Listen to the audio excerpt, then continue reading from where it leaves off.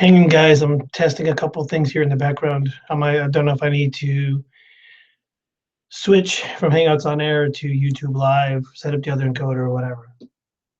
It threw me a loop on this one.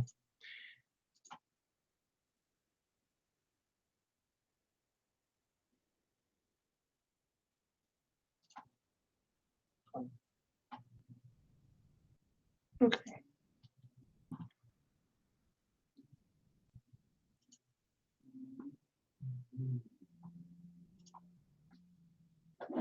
Hey guys, what's going on? I'm checking this chat box. I don't know if this chat box is actually working.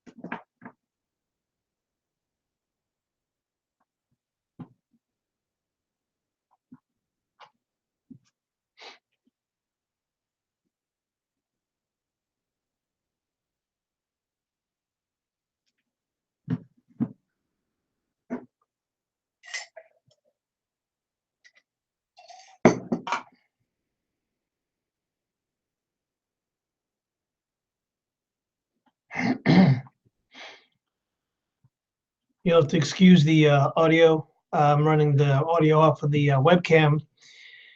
So certainly a lot more simple setup than the previous one with the mixer and the audio interface and all that other stuff. So we'll see how that works.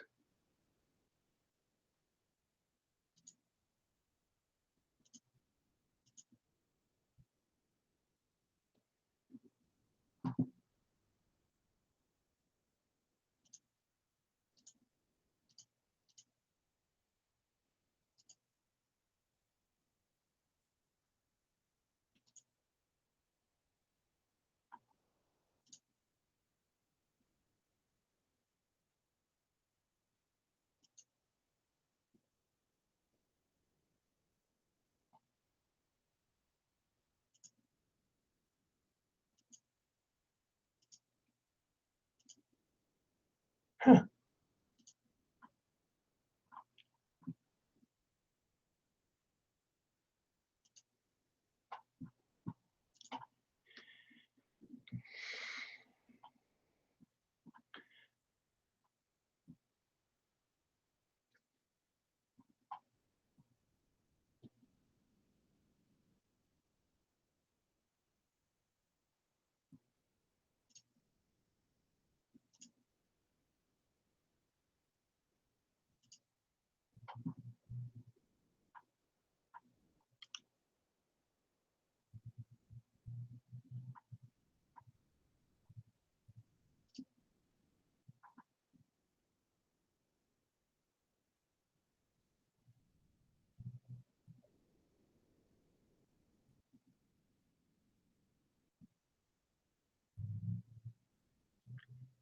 Oh, hey, man.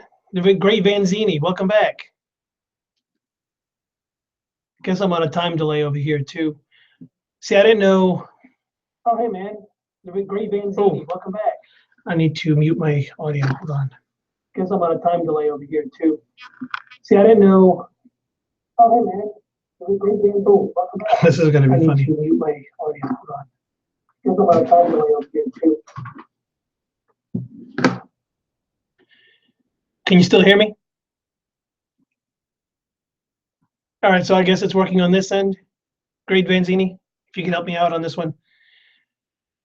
The last webcast I actually did was actually through YouTube Live, and I used a external encoder for the actual video portion.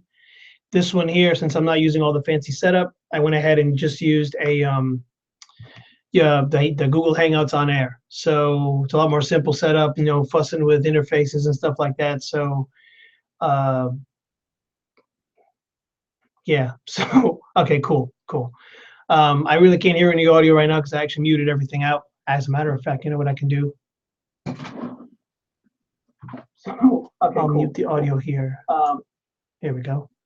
Perfect. So this way I can at least see the chat box from the YouTube side, because I was actually looking at the chat box from the Hangouts on Air side, and it doesn't show anything at all. I can see my video there live, but the YouTube video is actually coming up on a delay, but I can see the chat box on through the YouTube side, so that's working. All right, get anything good for Christmas? No, not really. Not from anybody in particular, anyway. I bought a couple of pieces of gear, but it wasn't really Christmas presents per se. So, but I'll cover that in a little while. What did you get anything?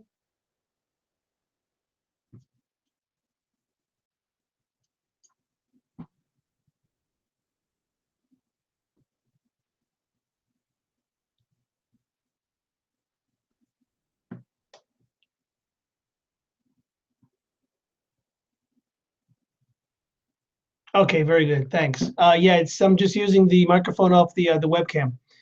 I've got a gaming headset over here that USB plugs straight in. I can hear everything great, microphone, the whole thing. So I didn't feel like messing with it right now. So just using everything off of the webcam. Just plug one thing in, bam, ready to go. So did you get anything for Christmas? And anyone tuning in, just shoot me a message in the chat box and just say, hey, what's up? Happy holidays, whatever. Let me know you're here so I can greet you.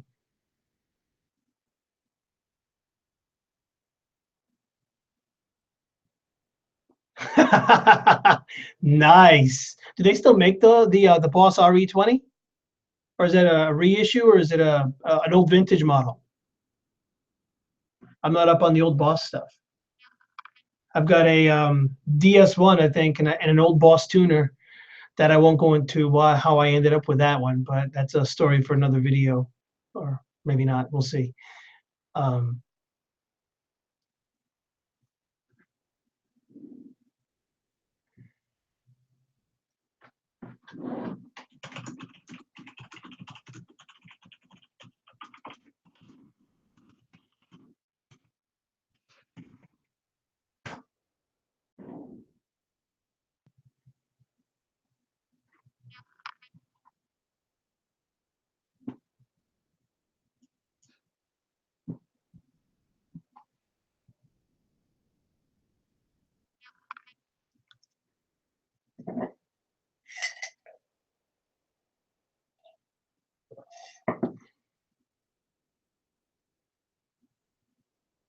oh, okay, cool. Those are pretty. They have a very very cool sound. About the closest I've actually ever gotten to actually playing with one is the Universal Audio plug-in that they have based on the Boss Space Echo. That's about as close as I've actually gotten to a real one.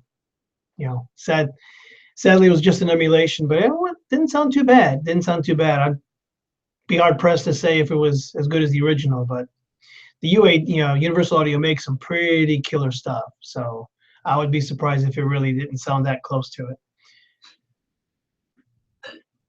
Can I help you? I'm sorry. Aren't you supposed to be in bed? She's grounded.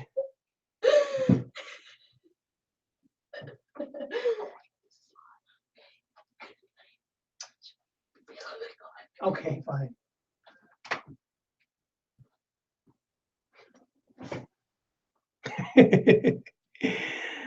Had my little girl. She, I guess I woke her up. I guess I was too loud. Anyway, so let's see. Yeah, closest I ever got was a UAD1, UAD2, whatever, UAD2. Actually, on stage, yeah, you just reminded me. I on Friday I got to see Trans-Siberian Orchestra here when they came to Houston. Smoking show. So I can't even put into words how amazing the show was. So if you guys are into rock and lasers and smoke and pyrotechnics and whatnot, Dude, you have not seen a show till you've seen Trans-Siberian Orchestra. They kick major ass. That's all I can say. There's YouTube videos, but even the high def ones, I mean, multicam footage of the whole concert, whatever, they still don't do it justice, man. It's just phenomenal, totally phenomenal. Anyway, Al Petrelli is the man. I tell you, he's kick ass. The dude's a balls, totally. Anyway, so I guess I'll go ahead and kind of officially kick off the webcast. Just been get started here. So happy holidays. So Merry Christmas, Happy Hanukkah, Kwanzaa, whatever else is out there. You know, I'm not trying to be exclusive of anybody or inclusive. You know, I'm trying to be as inclusive as I can. So happy holidays to everyone. Season's greetings. Hopefully everything's going well in your neck of the woods. And yeah, right on, Great Benzine. I hear exactly what you're saying. So I just wanted to go over a couple of things, just chit chat about various topics, whatever, just to kind of, you know, get the stuff off my chest or whatever, and you know, try to make this a thing, so to speak. So anyway, so here we are, nearly the end of 2016. Festivus, yes. You know what? I actually saw a Festivus poll at the Bed Bath and Beyond. I saw that and I was like, oh, I should totally buy it. That would be hysterical. And it even has on the box about the whole thing about, you know, the what is it, those three traditions of Festivus. Was it the feats of strength, the airing of the grievances, and there was a third one. I forget what the third one was, but they've actually got them on the box. I saw that, and they've got Costanza's face on there. It was super funny. Though I don't think I'd be willing to spend 30 or 40 bucks on just a pole. And the pole was only like this tall. It was hysterical, but whatever. I guess it is what it is, right? So, so wrapping up 2016. I mean, it's been quite the year. I mean, in all kinds of, you know, realms and walks of life and everything else. We could talk about deaths of celebrities, because it's been a brutal year for celebrity. I mean, just what, Christmas Day, George Michael's, and I mean, David Bowie this year, Prince. I mean, there's been a lot of Lemmy. I mean, come on, Lemmy, right? There's been a lot of musical, you know, a lot of musical deaths and so forth. So it's just, I guess we're getting to that age, or maybe all the celebrities that a lot of us are familiar with, you know, music stars and movie stars or whatever, are getting to that age now, in this golden age of the internet, where it's like, well, crap, you know, everyone's dying, or they're getting to that age where they're all starting to die. So, although admittedly, I will say that George Michael was a bit young. You know, I mean, he's what, 53, so he's not that much. He's only a few years older than I am. I'm only 29. But I mean, he died peacefully, whatever that's supposed to mean. Right, Leon Russell. Not familiar with Leon Russell, but I think he's an actor, or maybe he's a musician. I'm not really up on all my celebrities, but I think I did see Leon Russell on the list of celebrity passings away of 2016.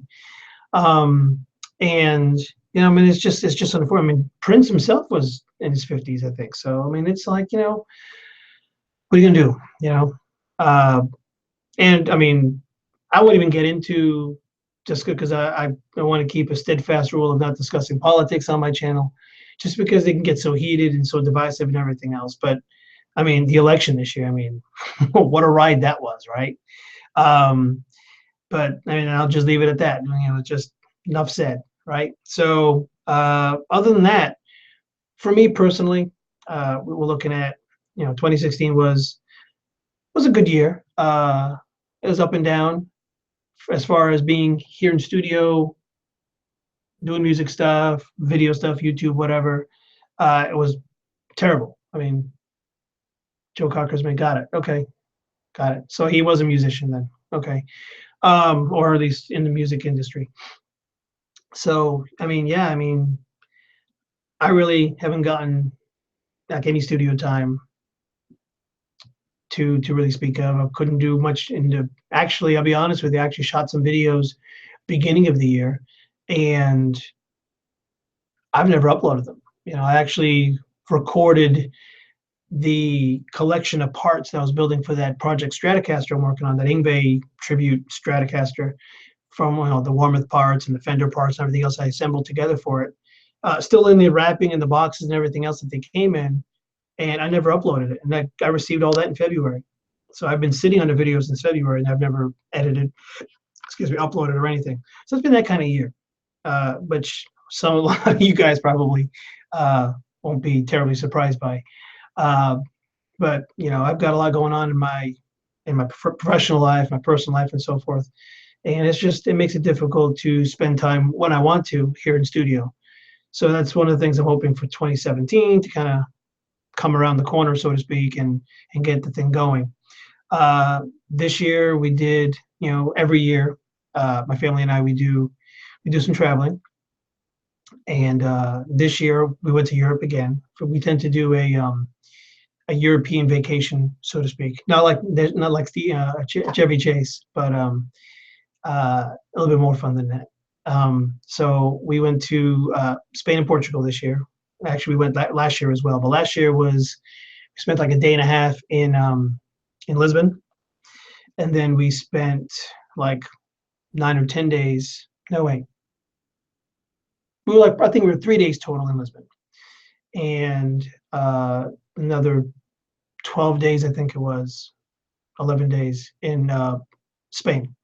We toured pretty much all of the Iberian Peninsula, starting in Lisbon, and we ended up in Barcelona and flew home from Barcelona.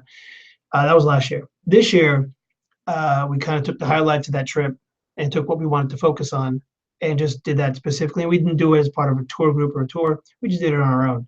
So we went to Lisbon.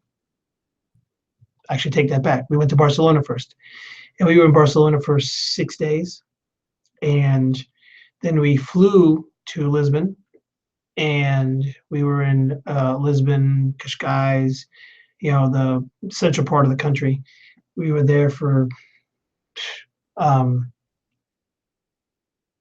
days, 12 days. So we were there like about 2.5 weeks on the trip. And then we came home. And I mean, it was great. We enjoyed it. And other than that, I mean, just a typical, run around, the kids with school and their activities and so forth. And of course, the business and my professional career, and, not nearly enough time in a day to do any studio time. And I'm not as young as I used to be. So staying up till 1, 2 o'clock in the morning on a regular basis just isn't in the cards anymore. So, that it is what it is, so to speak, right? So Spain was really, really nice. Spain was totally nice. We enjoyed it. But, last year on our tour, we spent so little time in Portugal. And I wanted to give Portugal its due and really spend the time in Portugal that we'd missed because the way the tour group was set up last summer. Not December 2016, but 2015 when we went there last summer. The tour group was focused, just a few days in Lisbon or whatever, the surrounding area, and then the rest of the trip was all through Spain. You toured all of Spain. I mean, we started off from Lisbon, we shot off to Seville, then we went down to Marbella and Costa del Sol, and we did Toledo, we did Seville. Toledo, we did Madrid, we did a bunch of cities in between, and then we went off and we did Barcelona, but Barcelona was at the very end, and that's how we flew home. But there was another had the most gorgeous basilica I've ever seen. It was amazing. But anyway, yeah, it was phenomenal, totally phenomenal. Zaragoza, phenomenal. So anyway, so this year I wanted to turn it around and spend more time in Portugal, and with a respectable amount of time in Barcelona because my wife really liked Barcelona. So otherwise it would have been a full 2.5 weeks in Portugal. So anyway, so we had that trip this summer, and then of course all the run around with the kids and everything. And I had surgery right before Thanksgiving, just for a minor procedure or whatever. So I was out of work for about 3 weeks, recovering from that, and put on a couple of pounds in the process because I wasn't working out like I was before. And it's something else I had done in 2016. So I spent a considerable amount of time, focusing on me and taking care of my body and everything. And in the time that I had stopped because of my problem, I had stopped because it became problematic to continue working out.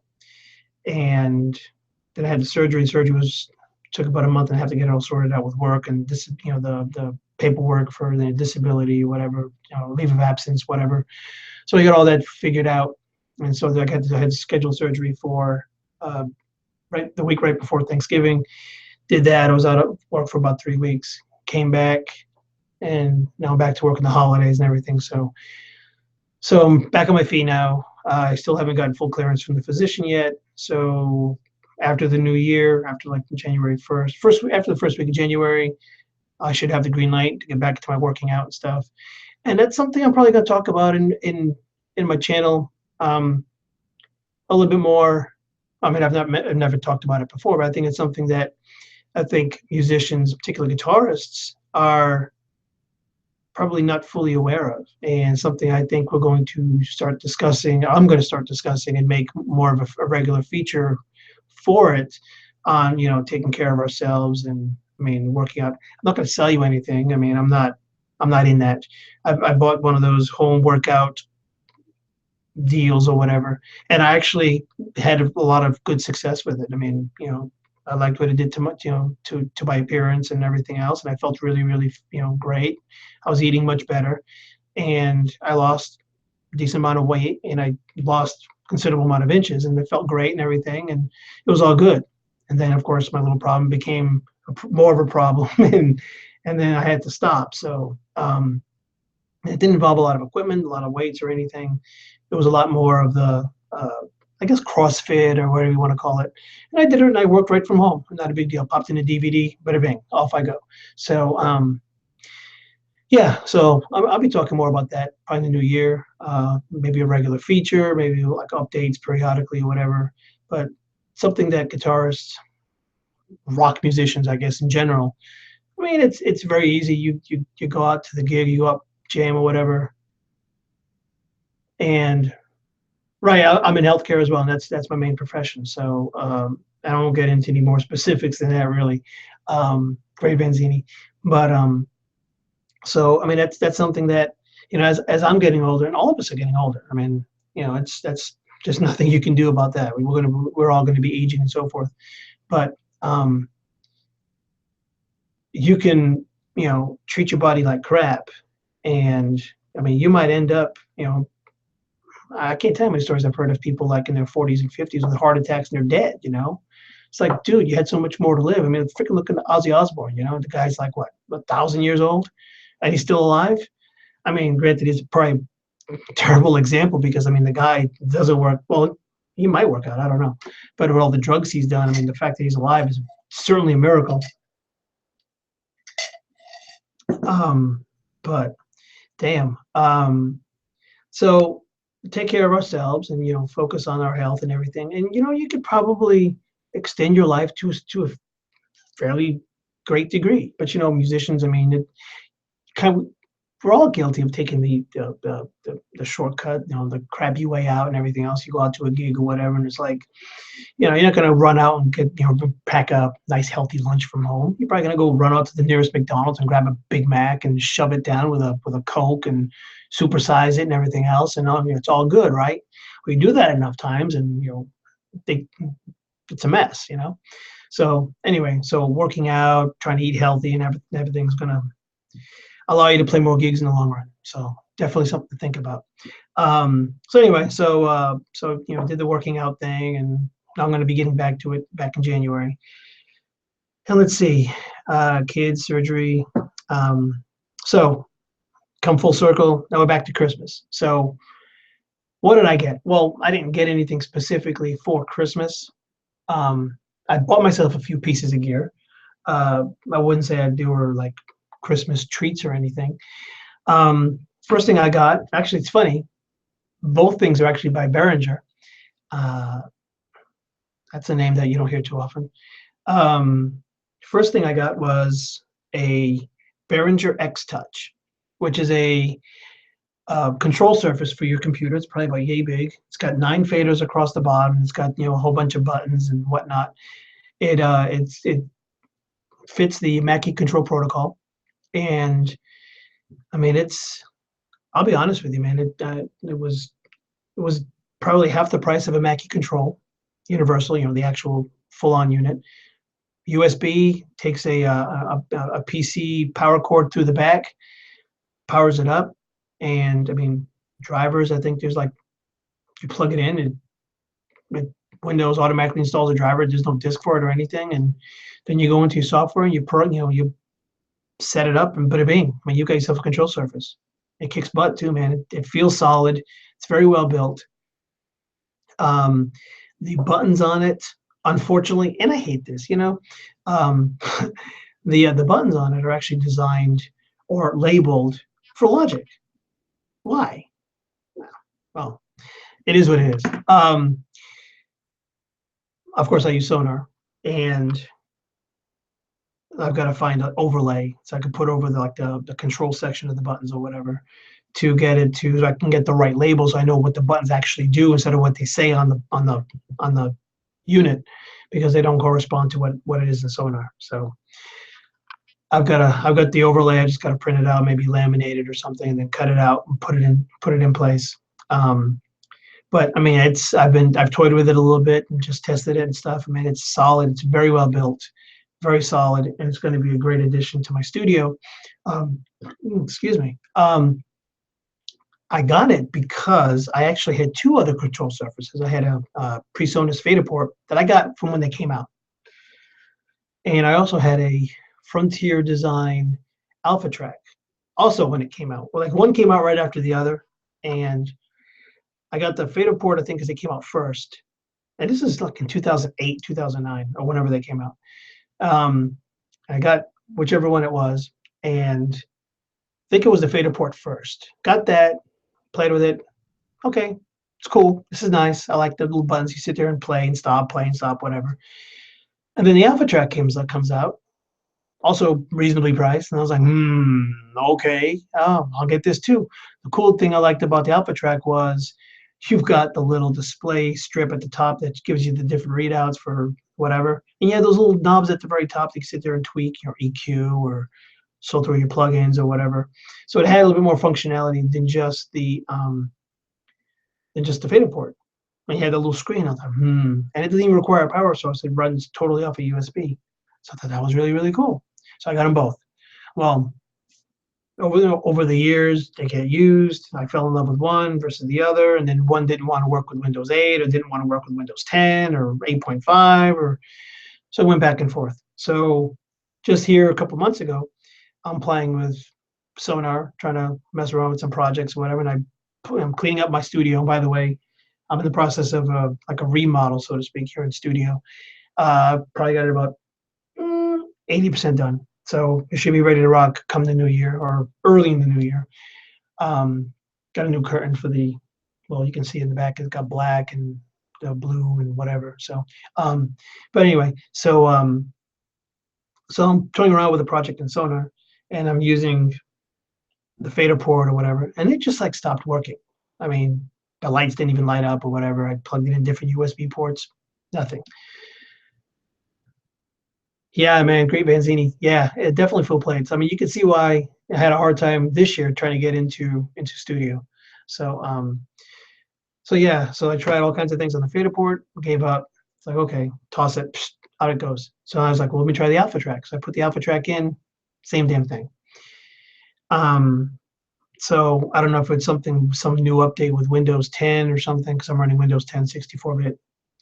And I don't know. So I just like, it's like, you know what? Let me throw that one out too. It's like time to look for something else. And I looked. I saw some pretty good reviews, and the price was right on the Behringer. Picked it up off Amazon. Wasn't bad.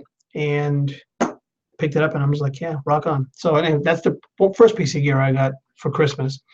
The other one I got maybe about 2 weeks ago, and I've had these Behringer now probably from right around Thanksgiving is when I got this one. And then the other piece of Behringer gear I just picked up right before Christmas, well, literally 2 weeks ago, was the mixer. I don't remember what model it was. It was 8-channel USB something or other, Q802 USB, I think it's called, or something. And I got it to do the live streams because I spent like literally a week while I was recovering from my surgery trying to hook up my Focusrite Scarlett with mix control and routing routing the audio through the different channels and the mix headphone mixes and this and that and audio inputs and outputs and whatever, trying to get it all sorted out to where I could get, if I played my guitar and a microphone here in the room, and then listening to anyone else, if I had someone like a guest here on YouTube or whatever on my webcast, where then I could hear them, hear my play my guitar, and that wouldn't have this annoying echo and stuff. And I tried to get it to work and I couldn't do it. So I was like, I think I just have to get myself a USB interface that includes a mixer where I can then plug into various channels, do what I want to do. Because when you do these live streams, hey Ramon, what's up? Welcome to the webcast. And I figured that since the webcasts actually only accept like a stereo stream in and out. If you have 50 million channels on your audio interface, you can plug a million things into them, but it's not, unless the routing is built into it, software, hardware, whatever, you're not gonna be able to get it out to the stereo channel that it wants to receive it on. And the thing is, your audio interfaces, when they have multiple, like for example, the Scarlett 18i20, which is what I have here, has 18 inputs in and 20 outputs out. Okay. So those are all individual channels. But you can't, it's looking for one particular output. It's looking for the first set. Now I can't route everything through one set of outputs. You can on the monitor mix, but then you miss the stuff from Windows or the other channels you can't route over. It was just a mess. I tried a whole week jimmy rigging this, jimmy rigging that, I even ran like a cable from the headphone output on the thing, on the Focusrite to, remember this headphone output? Well, it's got a USB that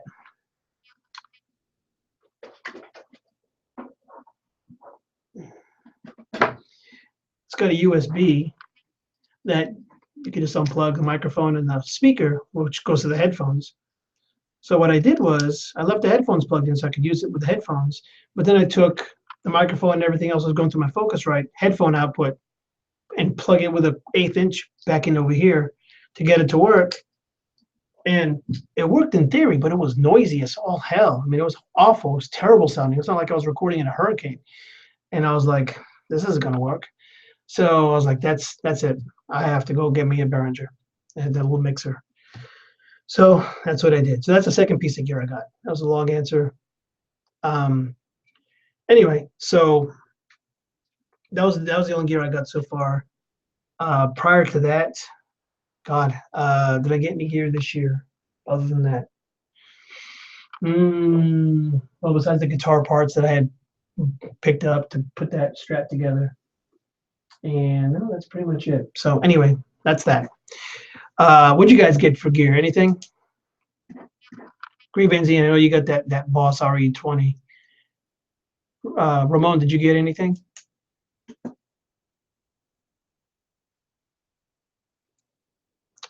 All right. So let me just go over a couple of things I want to do for go over for 2017.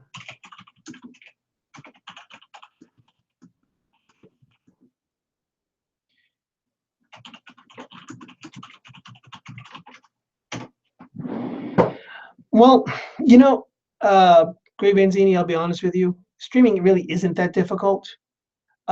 If you're doing it on on the front side, like I'm doing right now. This is on the Google Hangouts on Air.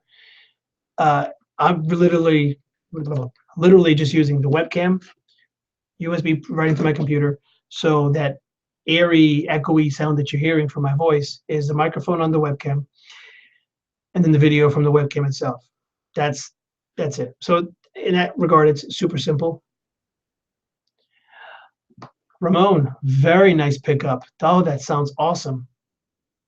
That sounds awesome. I wanted to check out a Chapman. No dealers around here.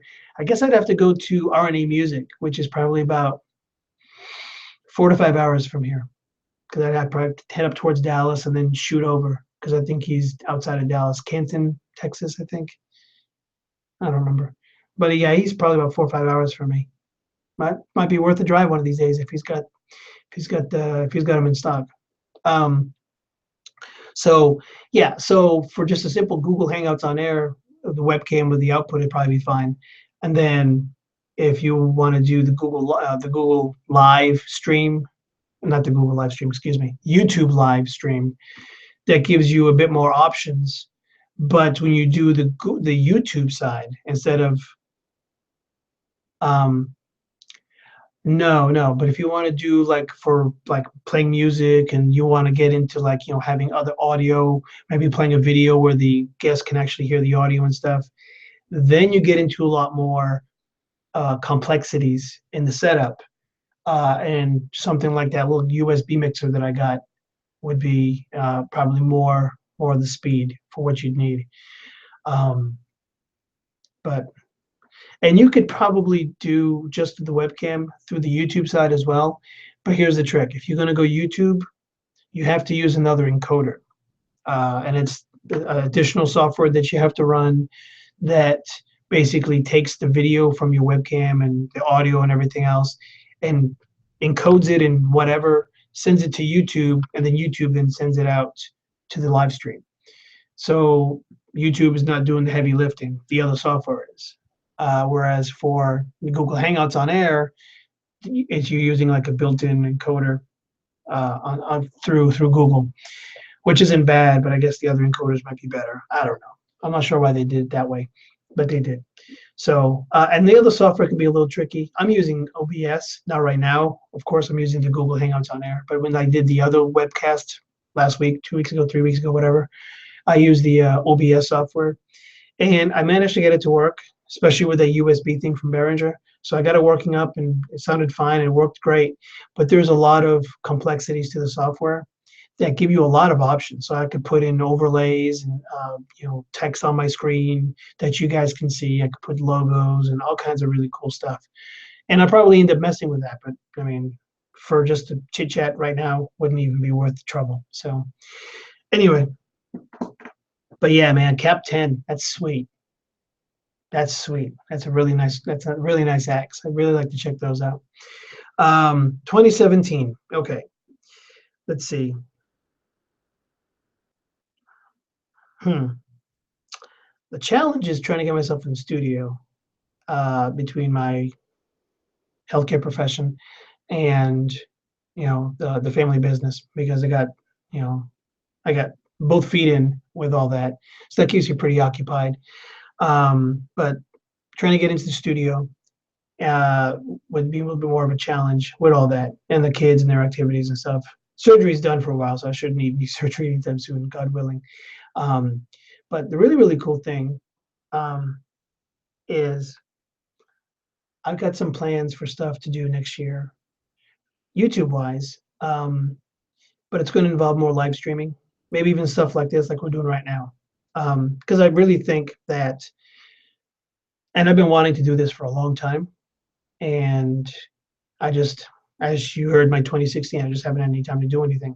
I've been wanting to do live stream stuff instead of just shooting it, recording a YouTube video, because I'll be honest with you, time is of the essence in my world.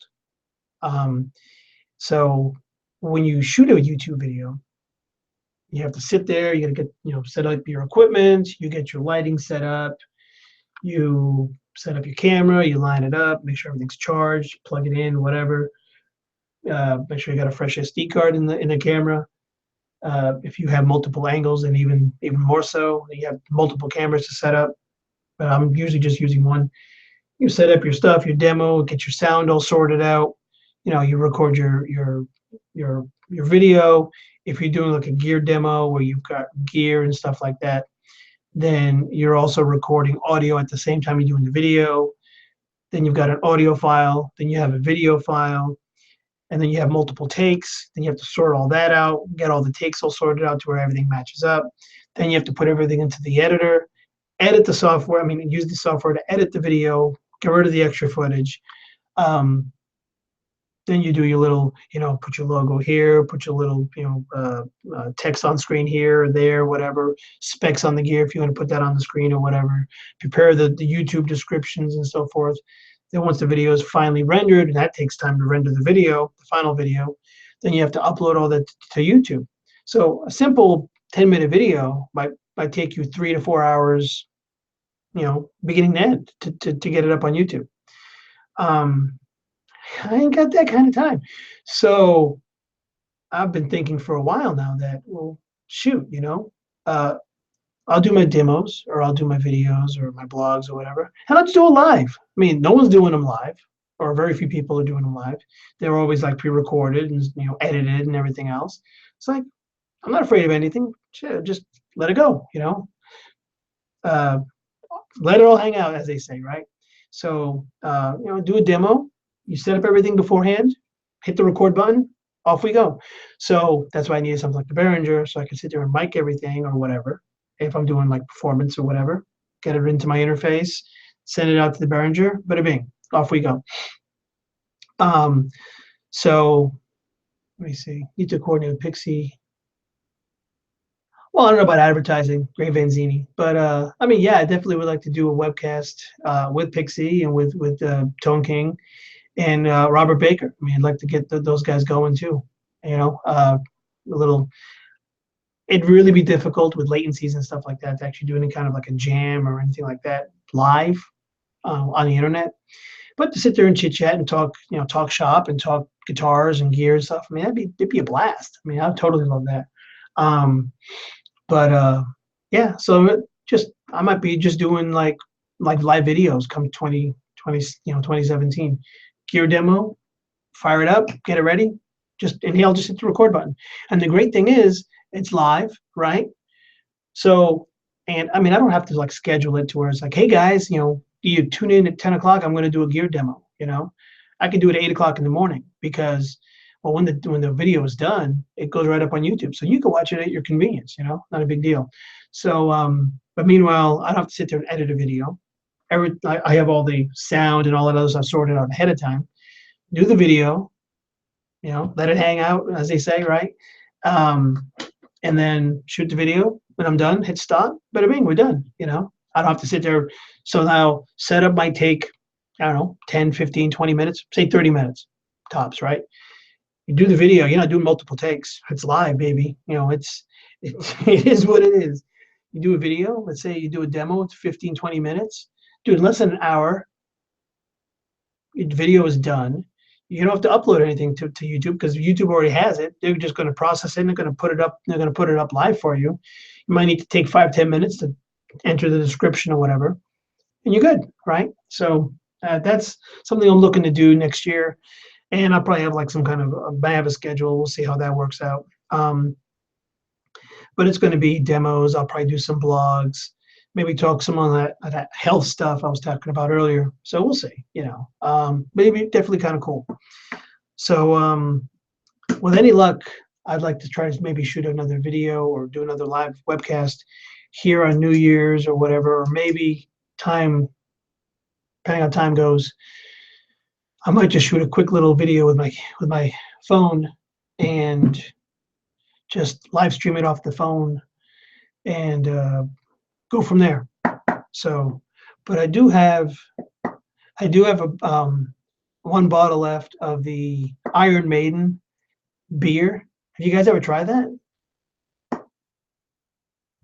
Thought that was pretty wild. It's got Eddie on the front of it and everything else. Maybe I should like break it open for New Year's or something. We'll see how that works out. But anyway, that's all the points I really wanted to hit on for this evening. Probably ran around 45 minutes or so, but it's all good. It's all good. So does anyone have any questions? Oh, here's another thing. Before we get to questions, one of the other things I wanted to do, and this is something I've not seen yet, so I'm going to put this out there right now, is, and this also, of course, goes with the whole, the pre-recorded videos and stuff, editing or whatever. And I guess you could say you could technically cherry pick, but you see this all the time where there's, FAQ videos and stuff. And I'm not picking on anybody. I mean, don't get me wrong, but I mean, it seems to be the in vogue. She seems to be the in thing right now to do FAQ videos and stuff like that.